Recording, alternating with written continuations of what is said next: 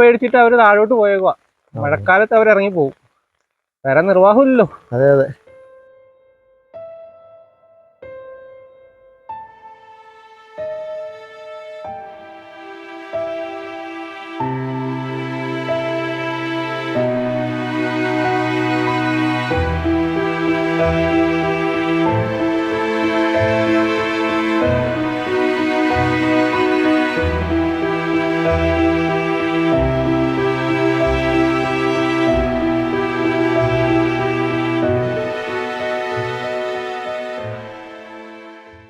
Hi, വിജോയാണേ. അപ്പോൾ ഇതേ എൻ്റെ കൂടെ ദിലീപ് ബ്രോ ഉണ്ട്. ദിലീപ് ബ്രോ, നമ്മളിപ്പോൾ എങ്ങോട്ടാ പോണേ? പൊട്ടമ്പടി മലയ്ക്ക്. ദിലീപ് ബ്രോയുടെ പെങ്ങളുടെ വീട്ടിൽ പോകാട്ടോ. പൊട്ടമ്പടിയിലെ കിടിലം വഴിയാണ്. അപ്പോൾ വഴി നല്ല വഴി കൂടെ നമ്മൾ പോയിക്കൊണ്ടിരിക്കുന്നത്. അപ്പോൾ അവിടെ ചെന്നിട്ട് ആ വീട്ടിലിപ്പോൾ ആരും താമസിക്കുന്നൊന്നുമില്ല. അതിൻ്റെ കാരണമൊക്കെ നമുക്ക് അവിടെ ചെന്നിട്ട് പറയാം. അപ്പോൾ നമുക്ക് ഈ വഴിക്ക് നല്ല സൂപ്പർ വഴിക്ക് നടന്നു പോകാം അല്ലേ? അപ്പോൾ നമ്മൾ കുറച്ച് നാൾ മുമ്പ് അല്ലേ, ഒരു 2 വർഷം മുമ്പിലൂടെ വന്ന് പോയതല്ലേ? ഒരു മഴ പെയ്താൽ തീരുമാനമായി വഴി. ഈ വഴിക്ക് വളരെ മോശം എന്ന് പറഞ്ഞു കഴിഞ്ഞാൽ നേരത്തെ ടാർ ചെയ്ത് കിടന്നോ ഇത് കണ്ടോ നോക്കിക്കേ. ശരിക്കും പറഞ്ഞു കഴിഞ്ഞാൽ ഈ വഴിക്ക് ഇപ്പോൾ താമസം കുറഞ്ഞു വരുമല്ലേ? ആൾക്കാർ കുറവാ, ഉള്ളവരെല്ലാം ഇറങ്ങി പോയിക്കൊണ്ടിരിക്കുക. അപ്പോൾ അങ്ങനെ ഒരു കഥ പറയാൻ വേണ്ടിയാണ് നമ്മളിന്ന് വീഡിയോ എടുക്കാൻ വേണ്ടി വന്നത്. നേരത്തെ ടാർ ചെയ്തിട്ടുണ്ടോ? ടാറിങ് ഉണ്ടോ? വർഷങ്ങൾക്ക് മുമ്പ് അല്ലേ, ഒരുപാട് ആൾക്കാരോട് താമസിച്ചിട്ടിരുന്ന നല്ല വഴിയായിരുന്നു, സ്ഥലമായിരുന്നു. അത് കഴിഞ്ഞിവിടെ ഉള്ള ഒരു പിരിവിട്ട പിന്നെ കോൺക്രീറ്റ് ചെയ്തു. ഇവിടെ ഒരു വെള്ളച്ചാട്ടം നമുക്ക് കാണാം. മഴ ഇവയ്ക്ക് റോഡുണ്ടല്ലേ? അത് വീട്ടിലോട്ടുള്ള വഴിയാ. വീട്ടിലോട്ടുള്ള വഴിയാ. ഇത് ഇവിടെ ഒരു വെള്ളച്ചാട്ടം നമുക്ക് കാണാം. ഇതുണ്ടോ? മഴക്കാലമായതോടെ എല്ലായിടത്തും വെള്ളച്ചാട്ടങ്ങൾ ശക്തി പ്രാപിച്ചുകൊണ്ടിരിക്കുകയാണ്.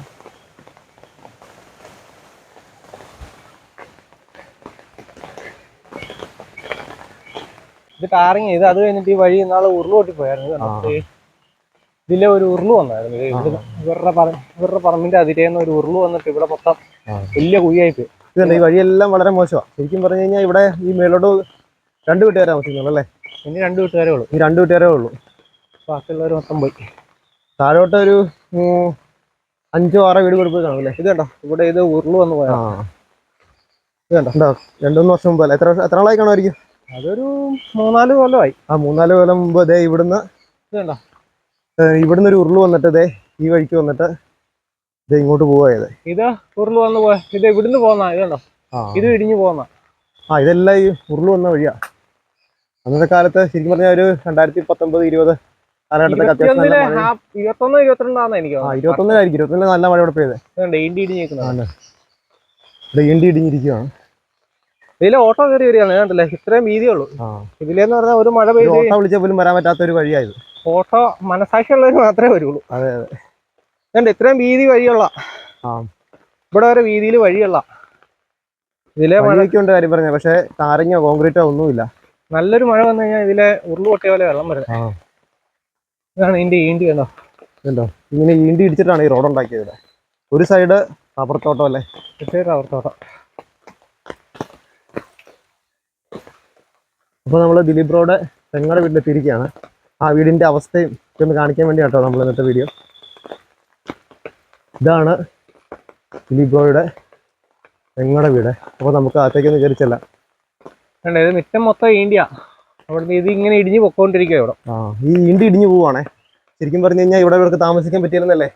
പറ്റിയാലെന്ന് എഴുതിയൊക്കെ പോയതാ, പക്ഷെ പറഞ്ഞിട്ട് കാര്യമില്ലല്ലോ. ഇതുണ്ടോ, ഈ കാണുന്ന ചെറിയൊരു മഴ പെയ്ത് കഴിഞ്ഞപ്പോൾ ഇതൊക്കെ ഇടിഞ്ഞിടിഞ്ഞിടിഞ്ഞ് ശരിക്കും പറഞ്ഞു കഴിഞ്ഞാൽ വീട് അവിടുന്ന് റോഡിലോട്ട് പോരുന്നൊരു അവസ്ഥയാ അല്ലേ? ഇത് ഇച്ചിരി കൂടെ ഇവിടെ വരെ ഉണ്ടായിരുന്ന ഈണ്ടി. ഇതെവിടെ ഒരു ഈണ്ടി ഉണ്ടായിരുന്ന ഇവിടെ വരെ ഈണ്ടി ഉണ്ടായിരുന്നതാണ്. ഇതെല്ലാം ഇടിഞ്ഞിടിഞ്ഞ് ഓരോ മഴയത്ത് ഇങ്ങനെ പോയിക്കൊണ്ടിരിക്കുകയാണ്. ഇങ്ങനെ പോരും. ശരിക്കും പറഞ്ഞു കഴിഞ്ഞാൽ ഇനി ഇങ്ങനെ നല്ല മഴക്കാലം വരുവാണെങ്കിൽ ഈ വീട് നേരെ താഴോട്ട് ഈ റോഡിലോട്ട് പതിക്കാനുള്ള ചാൻസ് ഏറെയാണ്.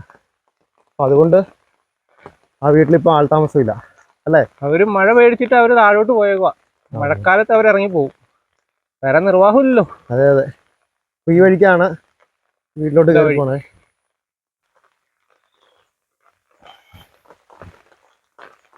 ഇതാണ് ദിലീപ് ബ്രോയുടെ പെങ്ങളുടെ വീട്. മഴക്കാലം ആയതുകൊണ്ടാണ് ഇവർ ഇവിടുന്ന് ഇറങ്ങിപ്പോയത് കേട്ടോ. മഴക്കാലം മാറി വേനൽക്കാലം ആകുമ്പോഴേക്കും ഒരു തിരിച്ചിവിടെ താമസിക്കാനായിട്ട് വരും. മഴക്കാലത്ത് ഇവിടെ താമസിക്കുന്നത് സേഫ് അല്ല അല്ലേ? അതെ. വീട് കേട്ടോ, ഇതാണ് വീട്. വീടിന്റെ മേൽക്കൂര ഇരിക്കുന്നത്. വീടിന്റെ മേൽക്കൂര ഉണ്ടോ? മൊത്തം ഇതിട്ടാക്കുവാണ് അവിടെ. പടുത വലിച്ചു കിട്ടിയേക്കുവാണേ, മൊത്തം ചോരുന്നുണ്ട്. അപ്പോൾ ഒരു മഴക്കാലത്തോട്ട് താമസിച്ചാൽ ശരിക്കും പറഞ്ഞാൽ ജീവന് ഭീഷണിയാണ്.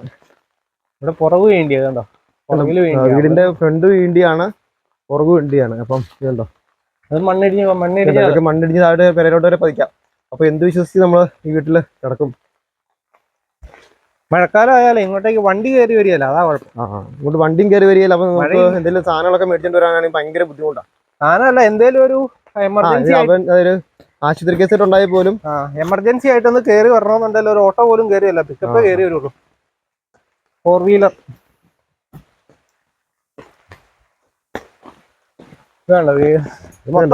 വീടിന്റെ അവസ്ഥ, വീട് മൊത്തം പോയി. ഇതൊന്ന് മെയിൻറ്റെയിൻ ചെയ്യണമെന്നുണ്ടെങ്കിൽ താഴെ നിന്ന് തന്നെ സാധനം കയറ്റി കൊണ്ടുവരുമ്പോൾ ഒരു വീട് പണിയുന്ന പൈസയാവും. ഇതുണ്ടോ, വീട് മൊത്തത്തിൽ പോയി കിടക്കുന്ന ഒരു അവസ്ഥയിലാണ്.